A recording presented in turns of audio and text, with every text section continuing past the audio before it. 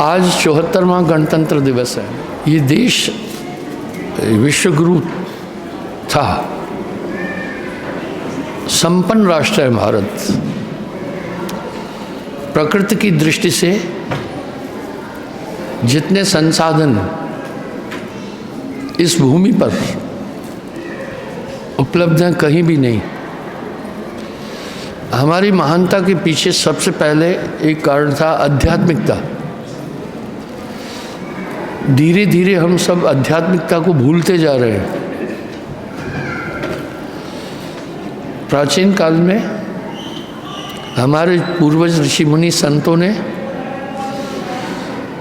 एक आचार संहिता अपनाई, जिसमें सर्वप्रथम इंसान को दो चीज़ें सिखाई, सत्य और अहिंसा।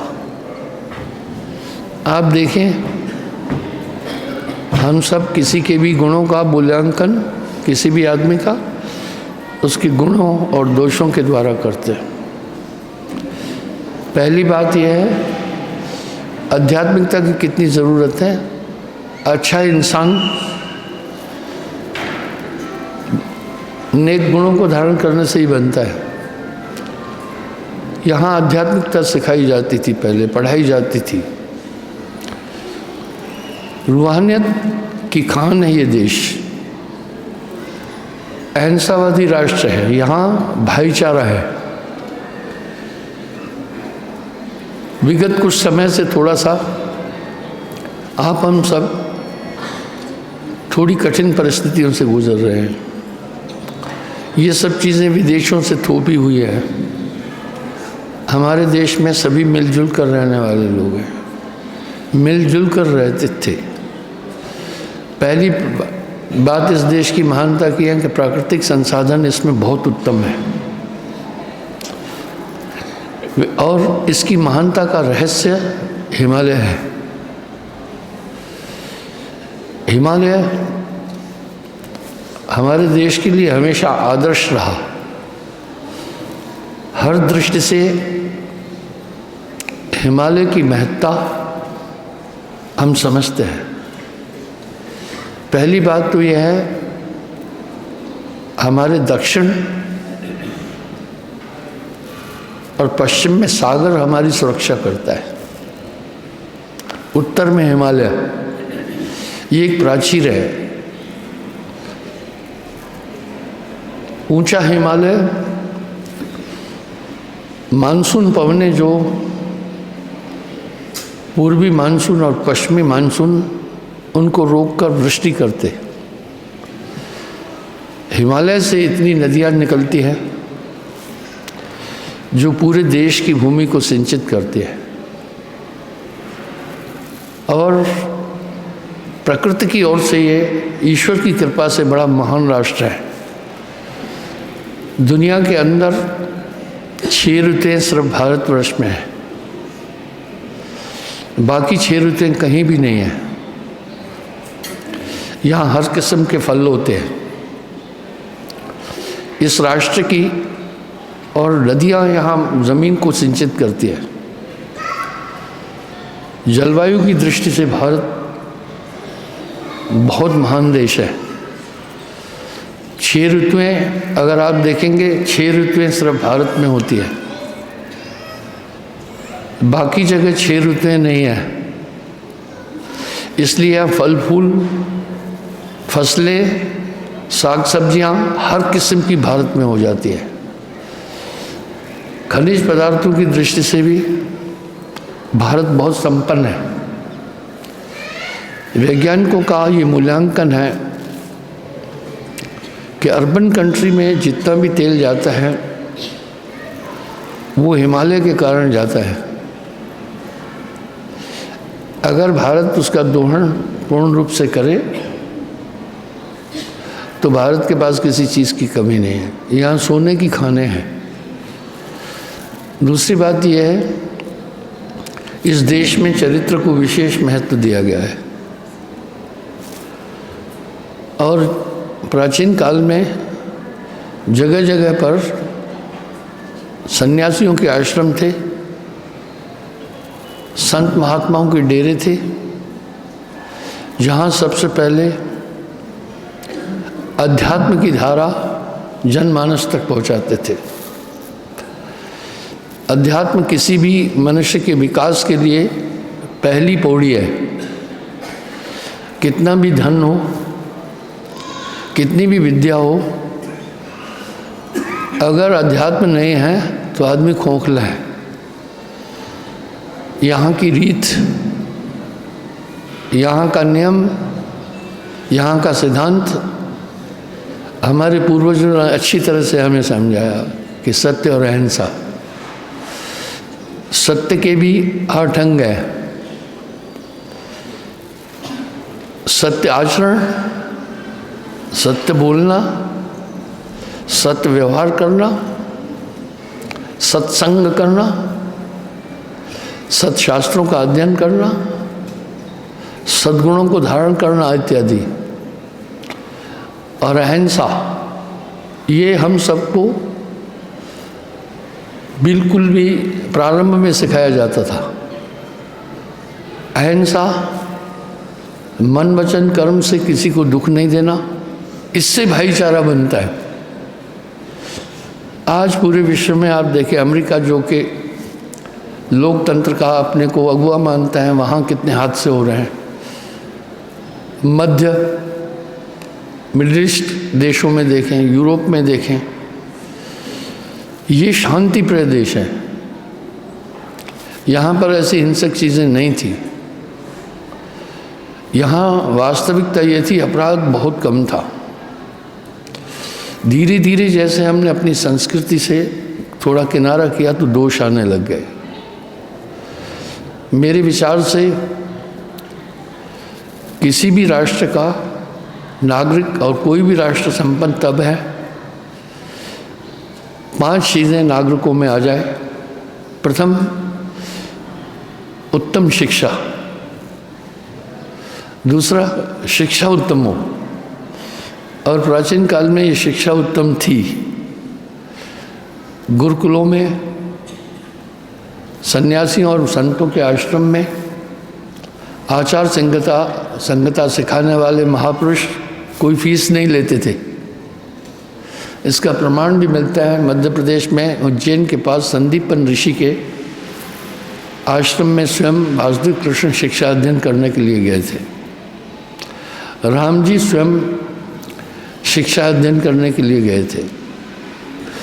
तो शिक्षा उत्तम हो। उत्तम शिक्षा में ये होता है कि हम किसी को कष्ट नहीं दें, हम शील और शांतमय जीवन गुजारें, सभी प्राणियों पर दया करें। अहिंसा ऐसे नहीं है, और अहिंसा से बड़ा कोई धर्म नहीं है। ये राष्ट्र अहिंसा परमो धर्म कहने वाला है।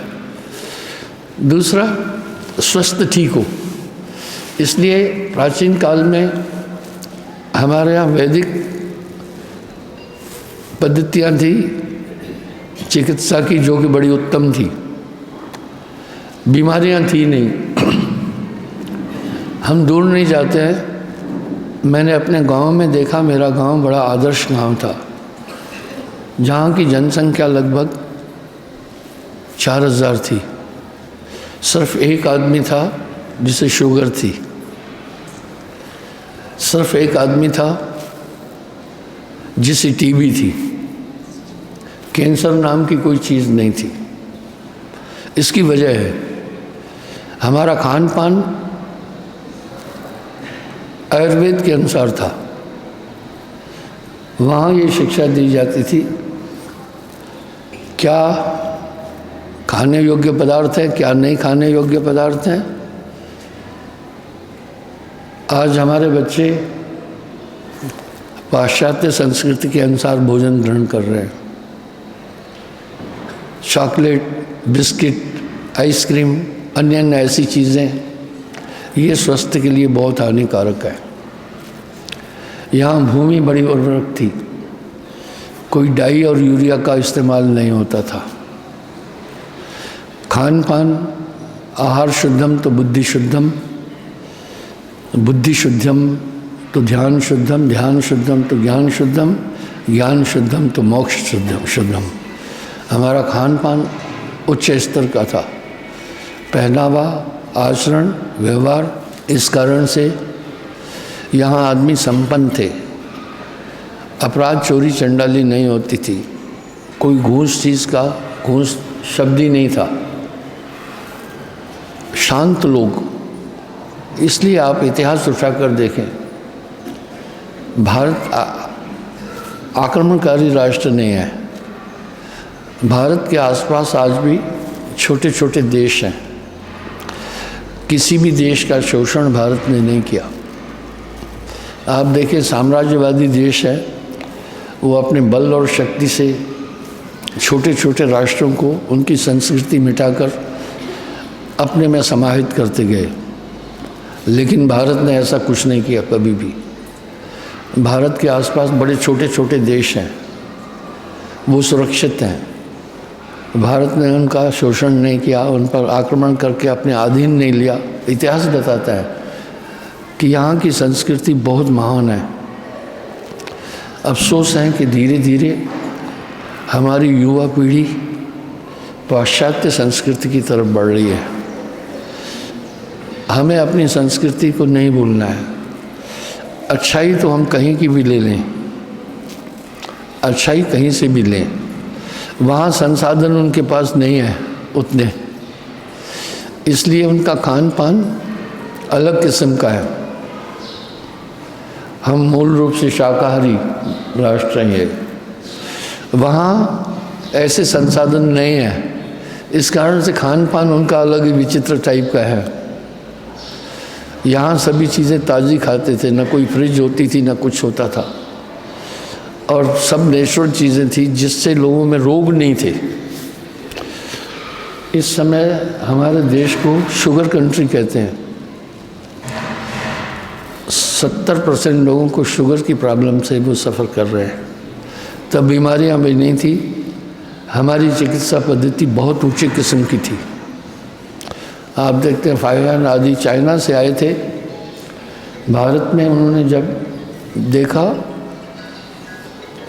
उन्होंने कहा यहाँ डॉक्टरी नहीं चलेगी। उन्होंने कहा ये भारत के लोग तो खाते ही दवाएं हैं। उन्होंने झोपड़ों पर, गांव में, घरों में देखा क्या बात थी। लौकी, कोहड़ा, तरोई, कद्दू की बेलें और फल देखे, ये सब रोग नाशक हैं। अभी भी आप उत्तर प्रदेश में, यूपी, मध्य प्रदेश में देखेंगे, घर घर में वो नीम का पेड़ लगाते हैं। नीम के पेड़ में बड़े गुण थे। तो औषधि की दृष्टि से, मेडिकल की दृष्टि से भारत बहुत आगे था, बहुत संपन्न देश था। धीरे धीरे हम अपनी संस्कृति को भूलते गए। संस्कृति का मूल आधार होता है भौगोलिक स्थिति। यहाँ की भौगोलिक स्थिति बहुत सुंदर है। आप कहाँ जा रहे हैं समुद्र देखने? दक्षिण में समुद्र है, दक्षिण पश्चिम में समुद्र है। आप कहाँ जा रहे हैं रेगिस्तान देखने के लिए? बाड़मेर, जैसलमेर में आपको रेगिस्तान मिल जाएगा। आप कहाँ बर्फ़ देखने जा रहे हैं विदेशों में? यहाँ नॉर्थ ईस्ट में जो श्रृंखला हिमालय की जा रही है, उसकी तलहटी में सब जगह बर्फ़ गिरती है। यहाँ कहाँ गर्मी देखने जा रहे हैं आप? दक्षिण भारत में जाएं, वहाँ गर्मी मिल जाएगी आपको। एक ही टाइम पर भारत के अंदर ऋतुएँ अपना कमाल करती है। इतना प्यारा देश है ये। हमने पाश्चात्य और दूसरे देशों की संस्कृति अपनाना शुरू कर दी। इस कारण से हमारी सेहत ने उसको अलाउ नहीं किया, और विविध प्रकार की बीमारियां।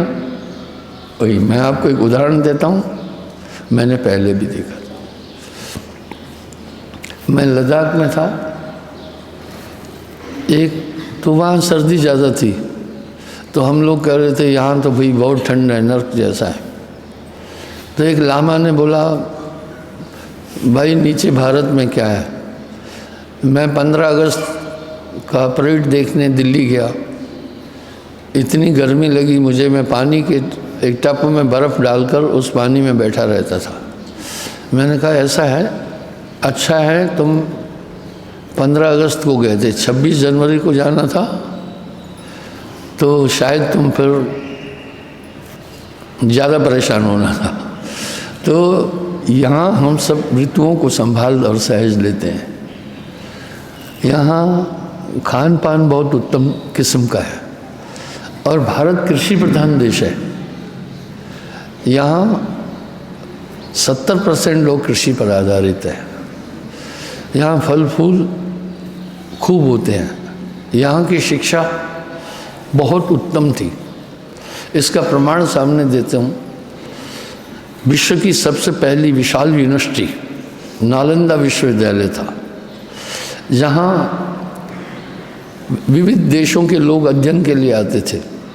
जापान, चाइना, रसिया, दक्षिण एशिया, श्रीलंका, नेपाल आदि के लोग शिक्षा अध्ययन के लिए यहाँ आते थे। इसका मतलब यह है कि हमारे यहाँ शिक्षा की दृष्टि से भी हम बहुत संपन्न थे और मेडिकल की दृष्टि से भी हम बड़े संपन्न थे। व्यवहार की दृष्टि से भी हम व्यवहार कुशल थे। यहाँ हिंसा बिल्कुल नाम की चीज़ नहीं थी। तो बंधुओं, आज के दिन हमें इस गणतंत्र दिवस पर इस चीज़ को देखना होगा कि हर नागरिक को 5 चीज़ों की सुविधाएं उत्तम मिल सके। पहला, निसंदेह हमारी शिक्षा प्रणाली में बदलाव की बहुत ज़रूरत है। मैं क्षमा चाहता हूँ, मैं राजनीतिक दृष्टि से नहीं चलता हूँ, मेरा एक अपना अलग क्षेत्र है। मैं एक सन्यासी हूँ। तो शिक्षा पद्धति में बदलाव चाहिए। पहले जो शिक्षा देते थे, वैदिक शिक्षा देते थे। वेदों में जीवन पद्धति के लिए और उपचार पद्धति के लिए, व्यवहार पद्धति के लिए दिशाएं। हर एक आदमी जानता था पाप क्या है, पुण्य क्या है। इस कारण से लोग धर्मिष्ठ थे। धीरे धीरे हम सब विधर्मी होते गए। वास्तविकता यह है कि हमारा धर्म प्राचीन होने के बाद भी विखंडित होता जा रहा है। इसकी वजह यह है, इस भारतीय उपमहाद्वीप में विविध धर्मों के लोग रहते हैं। क्या वजह रही? क्योंकि हमने अपनी संस्कृति, अपनी आचार संहिता, अपनी पुरातन रीति को छोड़ दिया और विदेशी नीतियों को हमने अपनाया। मैं एक बार फिर कहना चाहूँगा कि अगर विश्व के मानचित्र को आप देखेंगे तो भारत सबसे पुरातन सनातन देश है, क्योंकि प्रथम मानव संस्कृति भारत में स्थापित हुई। चाइना में कुछ नहीं था, रसिया में कुछ नहीं था, बर्फ़ ही बर्फ़ थी, और अमेरिका आदि अमेरिकन देश नहीं थे। इसे तो कोलंबस ने ढूंढा था 450 साल पहले। दक्षिण अफ्रीका में मनुष्य ही नहीं रहते थे, विशाल जंगल, खूंखार जीव थे। ये सबसे पहले मानव संस्कृति का उत्थान ही यहीं से हुआ है। यहीं से मानव संस्कृति ने उत्थान भरा। आज भी आप संसार के विविध देशों में भ्रमण करके देखें, भारतीय मिलेंगे, भारतीय लोग मिलेंगे। अफ्रीका में जाकर देखें, माँ नीग्रो है और बाप भारतीय है। क्योंकि जो भारतीय यहाँ से जब हम पराधीन थे तो चले गए, उन्होंने वहाँ शादी ब्याह कर लिया, तो नस्ल भी चेंज हो गई, नस्ल चेंज हो गई। आप क्रिकेट टीम में देखें, दक्षिण अफ्रीका की क्रिकेट टीम में देखें और कुछ अन्य टीमों में देखें जहाँ एल्विन कालीचरण, रामदीन फलाना फलाना, ये क्या है? माँ और बाप दोनों के गोत्र को उन्होंने अपने साथ जोड़ा। यानी भारत से ही ये मानव उत्थान हुआ, पूरे विश्व में फैला। आज अफसोस इस बात की है कहा कि हम सब हम विघटित होते जा रहे हैं। मैं अन्य धर्मों पर प्रहार नहीं कर रहा हूँ, नहीं नहीं नहीं, ये अच्छी चीज़ नहीं है, लेकिन हमारा स्वधर्म खंडित होता जा रहा है हमें, और इसमें सभी बड़ा महान धर्म है। इस धर्म की महानता ये है, इसकी मान्यताएं बड़ी उत्तम है। प्रथम मान्यता है ईश्वर है, हम आस्तिक हैं, नास्तिक नहीं है। दूसरा, इसके सिद्धांत है सत्य और अहिंसा, इसलिए इस देश में रहने वाला हर इंसान अहिंसा का अनुकरण करता था और सत्य का अनुकरण करता था। सत्य समान धर्म नहीं आना। कबीर साहब ने भी अपनी वाणी में कहा, साच बराबर तप नहीं, झूठ बराबर पाप, जाके हृदय साच है बाके हृदय आप। तो हमें उस समय प्राचीन ये शिक्षा पद्धति बड़ी उत्तम थी। पहले चरित्र निर्माण के लिए बोला जाता था, उन्हें सिखाया जाता था पाप क्या है, पुण्य क्या है, कृत क्या है, अकृत क्या है, धर्म क्या है, अधर्म क्या है, हर एक आदमी नोन था। आज आप देखिए शिक्षा पद्धति में कितने विकार आ गए हैं। कुछ तो ऐसी जगह है जहाँ प्ले वे में 50-50 लाख रुपए सालाना फीस है प्ले वे में। उस समय शिक्षा फ्री थी, निःशुल्क थी, और सब उन गुरुकुलों में जाते थे, वहाँ शिक्षा अध्ययन करते थे, वहाँ कृत आकृत को समझते थे और इस पद्धति को भी समझते थे, सत्य और अहिंसा का अनुकरण पूरा करते थे। तीसरी बात ये थी कि इस जीवन का एक लक्ष्य, ये आस्तिक देश है, नास्तिक देश नहीं है। इसका लक्ष्य एक था मोक्ष की प्राप्ति। पहले तो इस धर्म की एक मान्यता है ईश्वर है, ये धर्म ईश्वर के अस्तित्व को स्वीकार करता है। आप कहेंगे क्या कोई धर्म ईश्वर के अस्तित्व को स्वीकार नहीं करते हैं? बहुत से धर्म हैं जो ईश्वर के अस्तित्व को स्वीकार नहीं करते हैं, वो आत्मा तक बोलते हैं, पर ये धर्म ईश्वर के अस्तित्व को स्वीकार करता है। अलग बात है कि हमारी उपासना पद्धतियाँ थोड़ी भिन्न भिन्न हैं, वो भी भौगोलिक स्थिति के कारण से है। दूसरा, इस धर्म की मान्यता है सत्य और अहिंसा। आप विचार करें, जो सत्य का अनुकरण करेगा, ये तो सत्य तो एक बहुत बड़ी तपस्या है। सत्य के 8 अंग हैं, जैसा कि मैंने पहले बोला, साच बराबर तप नहीं, झूठ बराबर पाप। दूसरा अहिंसा, अहिंसा में मन वचन कर्म से किसी को दुख नहीं देना, किसी से राग नहीं रखना, किसी प्रतिद्वंदता नहीं करना, किसी से बैर नहीं रखना, ये अहिंसा है। 8 अंग हैं अहिंसा के भी। वो सिखाई जाती थी कि भाई इससे तुम्हारे अंतःकरण में दूषण भाव आ जाएगा, अंधकारमय हो जाएगा। और आध्यात्मिकता थी यहाँ पर, आत्मवतम सर्वभूतेषु, सब में एक आत्मा देखूँ, सभी प्राणियों में एक आत्मा देखिए। जब ये दृष्टि हमारे अंदर बेसिक आ जाएगी तो हम हिंसक होंगे ही नहीं। इस अहिंसा का प्रमाण तो इसी चीज़ से आज भी मिल रहा है कि हमारे डीएनए में है अहिंसा। लेकिन अहिंसा का मतलब ये नहीं है कि हम कमज़ोर हैं, नहीं। कहते हैं धनी होकर दीन होना मुश्किल काम है, बलवान होकर के सहज अहंकार रहित होना बहुत बड़ी। 6 चीज़ों का अहंकार आता है। विद्या मद, यहाँ बड़े बड़े प्रकार में विद्वान थे। वेद का, चारों वेदों का अध्ययन करने के बाद आदमी को सभी चीज़ें उसमें आ जाती है। काफ़ी निपुण थे। आज भी IAS आदि के जो उच्च परीक्षाएं होती हैं उनमें आज भी वैदिक प्रश्न भी आते हैं। इस कारण से अहिंसा को सिखाया जाता था, सत्य को सिखाया जाता था। जब आप ये शिक्षा आपके जेहन में आएगी तो आपका आचरण ऊंचा उठेगा, आप में वैमनस्य नहीं रहेगा। आज भी इसकी ज़रूरत है। शिक्षा पद्धति में तो सुधार की इतनी ज़रूरत है कि पूछिए नहीं। आज शिक्षा पद्धति हमारी व्यावसायिक हो गई है और चिकित्सा पद्धति भी व्यावसायिक हो गई है। प्राचीन काल में ऐसा नहीं था। इस देश की सबसे ज्वलंत समस्या है जनसंख्या की बहुत वृद्धि। भूमि उतनी है लेकिन संसाधन उतने हैं लेकिन लोग ज़्यादा बढ़ गए। कोई बात नहीं है, इस पर भी ध्यान दिया जाना चाहिए, ये बहुत ज़रूरी फैक्टर है। तो शिक्षा पद्धति उत्तम हो। कोई भी राष्ट्र संपन्न तब होता है हम संपन्न थे और बीच में हमारा देश गरीब देश कहलाता था दुनिया में।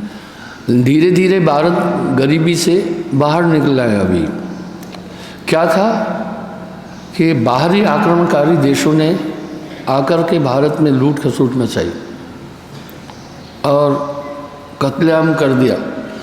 इस संस्कृति को विकसित करने की कोशिश की गई। इस देश ने किसी भी देश में जाकर ये चीज़ें नहीं की। हमारी संस्कृति हमें अलो नहीं कर रही है इस बात के लिए। ये तो कहते खुद जियो औरों को भी जीने दो, यही तो है ज़िंदगी का रास्ता। तो बंधुओं, दूसरा चिकित्सा पद्धति में भी सुधार की ज़रूरत है। हमारे यहाँ एक नियम था हमारे देश में कि चिकित्सा से पथ्य सेवन उत्तम है। जब हमारा खान पान बिगड़ गया, उदाहरण देता हूँ, हमारे लोग बहुत तंदुरुस्त थे, शांत थे।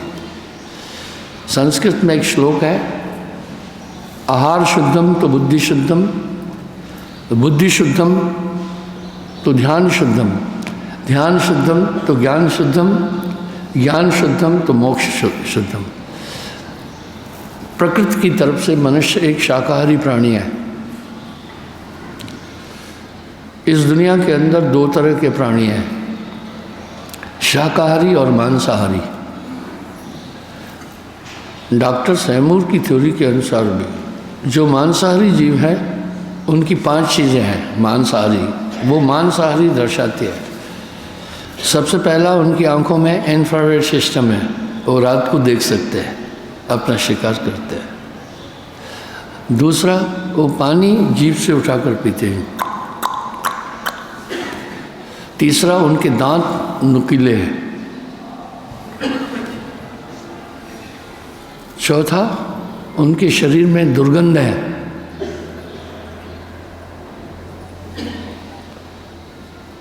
पांचवा, उनके नाखून भी नुकीले हैं।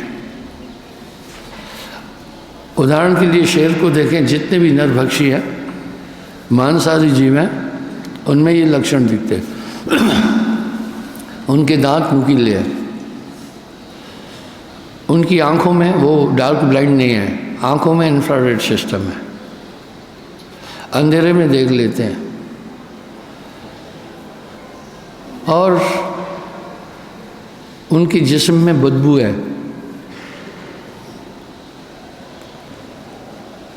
उनके नाखून भी नुकीले हैं।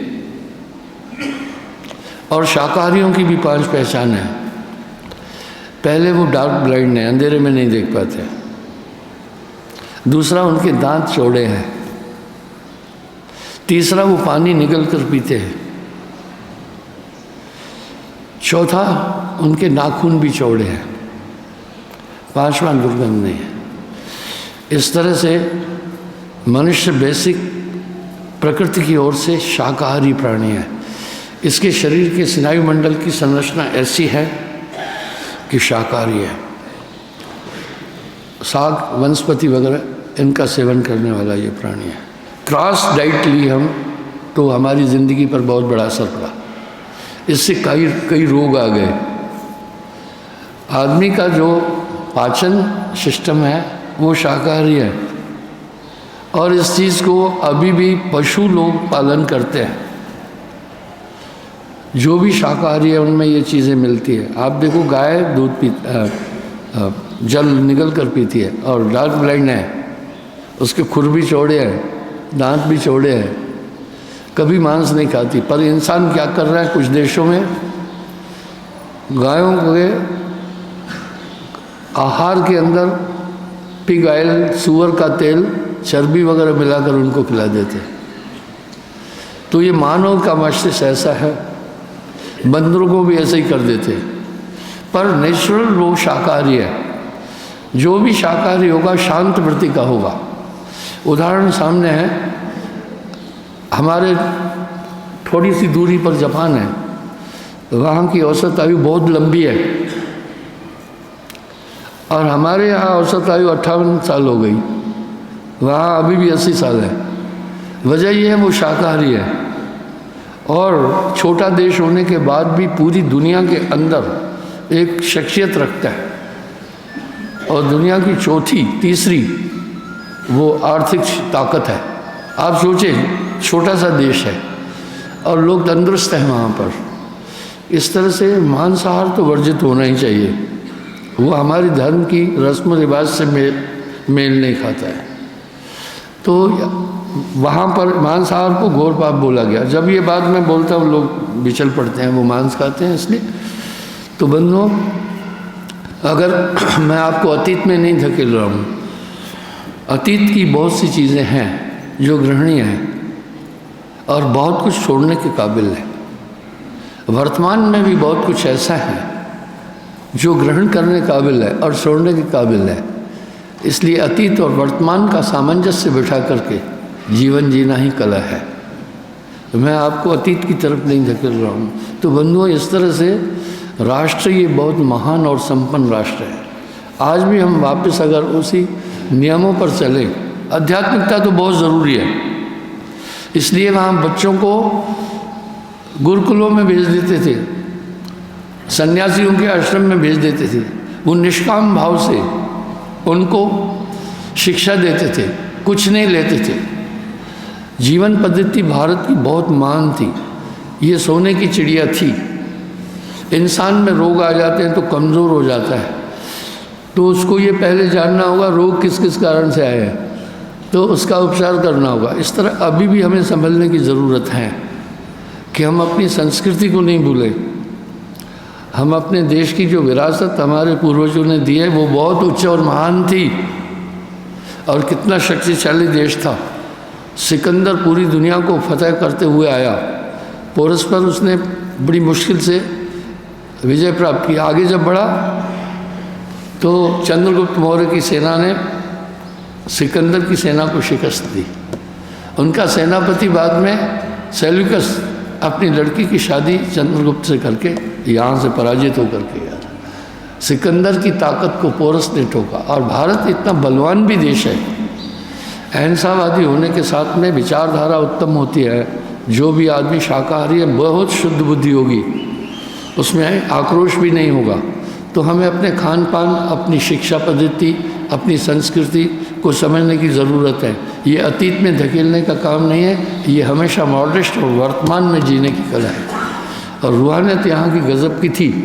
भारत ने पूरे संसार को पहले ईश्वर का संदेश दिया है, आचरण का संदेश दिया है। तो आज के इस अवसर पर हमें इन सब चीज़ों पर, अपनी शिक्षा पद्धति पर, अपने खान पान पर, अपने स्वास्थ्य पर, अपनी समानता पर ध्यान देना होगा ताकि देश विकसित हो। बसे कुसंग चाहत कुशल, कहे रहीम बड़सोस, महिमा घटी समुद्र की, जो रावण बसे पड़ोस। तो आप इन बुराइयों को अपना करके हम ऊंचाई की शिखर तक नहीं जा सकते। इसलिए ज़रूरत यह है कि हम अपने धर्म के मूल सिद्धांतों को भी समझें और इस देश की अहिंसावादी नीति को भी समझें और अपनी उच्च शिक्षा को आप विचार करके देखें। वेदों में तो पूरा अर्थशास्त्र भी है, वो एजुकेशन बड़ी टॉप थी।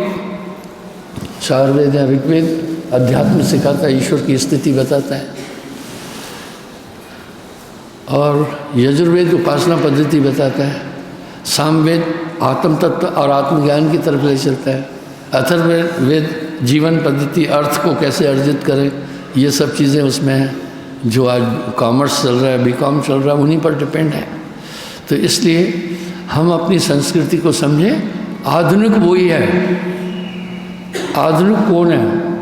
जो अतीत और वर्तमान का समावेशन करके जीता है, वो आधुनिक है। आधुनिक वो नहीं है कि कपड़े ब्रांडेड पहन लिया तो आधुनिक हो गया। नहीं नहीं नहीं, ऐसा नहीं है। आधुनिक वो है जो वर्तमान और अतीत के का समावेशन करके अच्छाइयों को धारण करे। तो शिक्षा पद्धति, बच्चों को उत्तम शिक्षा दी जाए, स्वास्थ्य के लिए पूरा पूरा ध्यान दिया जाए, सुरक्षा का पूरा पूरा ध्यान दिया जाए। राष्ट्र विकास में हर एक नागरिक के सहयोग की ज़रूरत है। बिना सभी नागरिकों के सहयोग के चाहे राम जी भी आ जाए तभी भी शांति नहीं स्थापित हो सकती है।